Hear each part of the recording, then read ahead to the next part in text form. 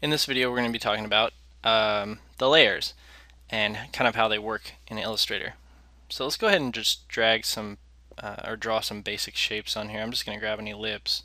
I'm going to change the fill color to like a purple and whatever for the stroke color, and then just drag out a few ellipses. Over in the layers panel, and if you don't see that, I'm just going to close this little panel here. If we go to Window, Layers, you can bring that back up if it's missing for any reason. Since we've drawn these shapes on here, we don't see any multiple layers kind of being generated, but if we unfold, or expand rather, this layers, this one layer, then we can see that within that there's all these different paths, and each shape is known as a path in the layers. So all these shapes exist on this one layer, and to me the way I explain it is that layers in Illustrator work a little bit more like folders than they do layers. So each shape will appear under this one layer, and it's kind of acting more as a folder. If you wanted to create a new layer, you come down here to the bottom of the layers panel and you can generate a new layer. And then when you draw, as long as you have it highlighted, when you draw new shapes, so like rectangles, I can draw these rectangles here. Now my rectangles are in this layer and my ellipses are here. I'm actually just going to get rid of this path. So if you wanted to get rid of a path, you can highlight it and come down to here, the trash can, and delete that selection. I'm going to undo that really quick and just show you. You can select that and just simply highlight it. So this little guy here is something I accidentally drew over here on the right, which can happen. So let me just kind of show you in a little more depth. If I zoom in here pretty far, I can see I created this teeny tiny ellipse over here on accident just by, so I was careless with my mouse.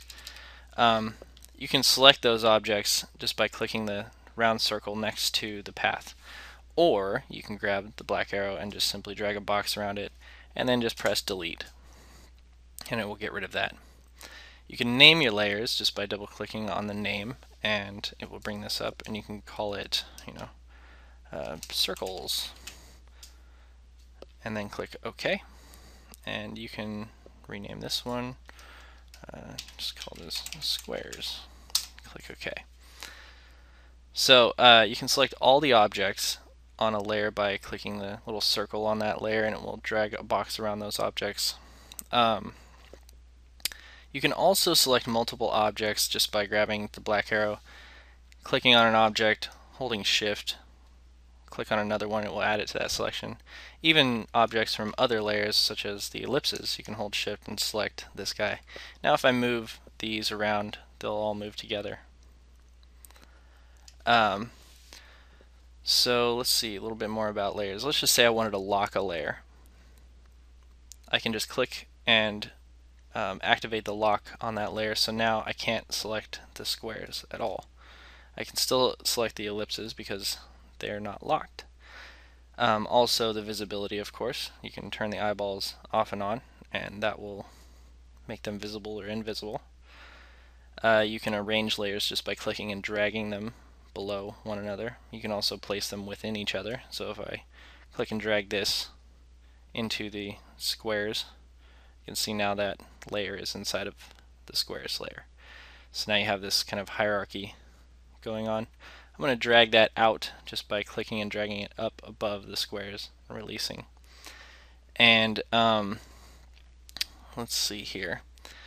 If you wanted to say group some objects, you could definitely do that. Let's just say you wanted to group these ellipses. If I click this one, I hold shift, I click that one and that one. I can then go up to Object Group, that's also Control G, and if I group those, now when I select one of them, it selects everything.